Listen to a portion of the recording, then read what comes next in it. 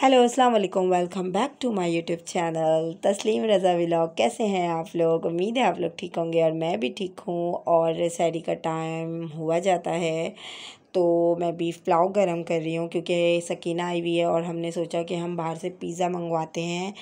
तो अम्मी ने कहा भाई मैं तो बाहर की चीज़ें वगैरह नहीं खाती, गला ख़राब हो रहा है मेरा मैं पिज़्ज़ा वगैरह नहीं खाती, तो तुम लोग पिज़्ज़ा वगैरह मंगवा लो और इंजॉय करो, लेकिन मेरे लिए तुम काले मसूर की दाल गरम कर दो और बीफ पुलाव।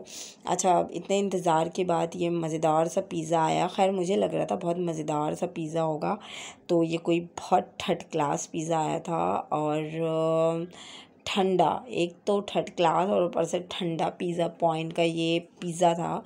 तो अगर आप कभी भी पिज़्ज़ा खाने का आपका दिल चाहे तो आप प्लीज़ वहाँ जाके खाइएगा गरम गरम, लेकिन प्लीज़ घर में ऑर्डर नहीं करिएगा, बहुत ही बुरा एक्सपीरियंस है। अस्सलाम वालेकुम। आज हम लोगों ने पिज़्ज़ा मंगवाया है सहरी में। तो ये देखें, ये है मेरा पिज़्ज़ा, वो है सकीना का पिज़्ज़ा। और एक बाइट तुम मुझे अपनी भी खिलाओगी? नो, आप लोग मेरी आवाज़ से ही काम चला सकते हैं क्योंकि मैं नहीं आप कोई कतरीना कैफ है जो आपकी एंजॉय पिज़्ज़ा। मतलब मेरा है चिकन टिक्का, मेरा चिकन टिक्का फ्लेवर है, आप ही का फजीता। हाँ यार, वो केचप तो निकालो यार।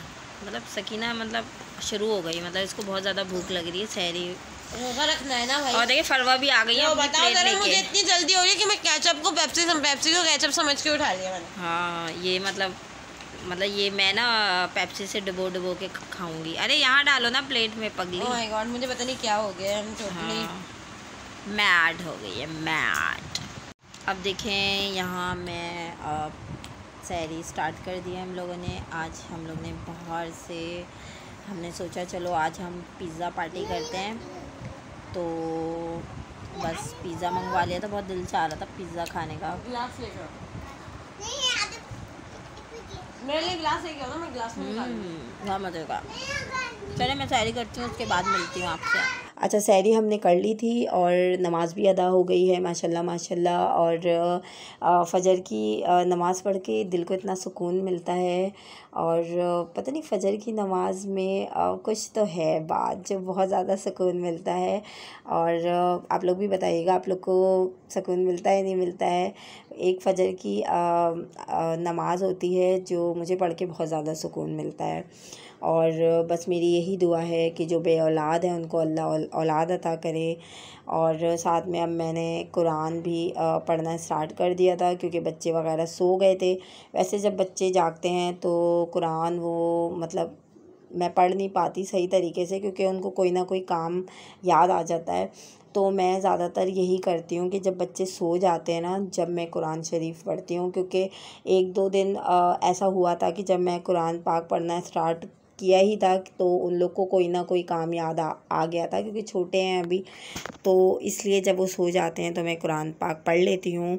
और ये मेरी कज़न के घर की वीडियो है और उनके यहाँ मजलिस थी आज, तो उन्होंने अफ्तारी करवाई थी और माशाल्लाह माशाल्लाह बहुत अच्छी मजलिस उनके घर होती है आज के दिन। और अफ्तारी वगैरह भी सब उन्होंने माशाल्लाह बहुत अच्छा इंतज़ाम किया था सबके लिए।